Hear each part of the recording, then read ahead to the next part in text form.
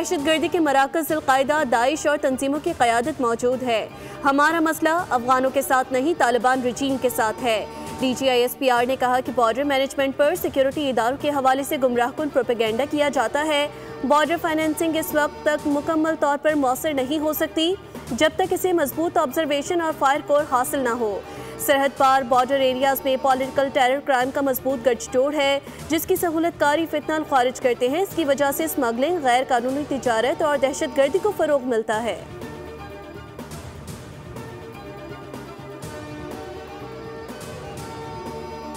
Afghanistan TTP को हमारे हवाले कर दे या कहीं दूर ले जाए, दुनिया की कोई ताकत पाकिस्तान को शिकस्त नहीं दे सकती।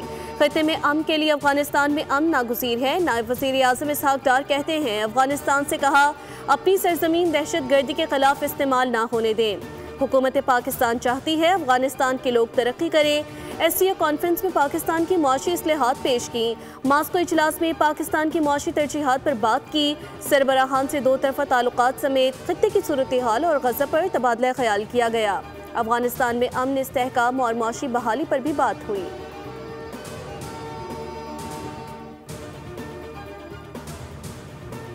और अस्मा बुखारी साहिबा, आप जिस तरीके से इक़्तिदार में आईं आपको कबूल हो, मगर बिलावल भुट्टो अवाम की ताकत से इक़्तिदार में आएंगे। आईन पाकिस्तान हर मसले का हल फराहम करता है। किसी को सुबह बनाने का शौक़ है तो आईनी तरीका मौजूद है। वज़ीर इत्तलात सिंध शर्जील इनाम मेमन की न्यूज़ कॉन्फ्रेंस, कहा सिंध ता क़यामत पाकिस्तान के साथ रहेगा। पाकिस्तान बनाने वाला सूबा सिंध है और भारतीय ख्वाहिशों की कोई हैसियत नहीं। अभिनंदन को इज्जत से भेजना भारतीयों के मुंह पर तमाचा था। पीपल्स पार्टी कभी किसी साजिश का हिस्सा नहीं रही।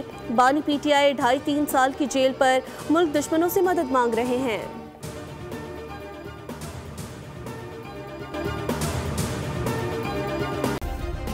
सब्सक्राइब करें और बेल दबाएं ताकि कोई खबर रह न जाए।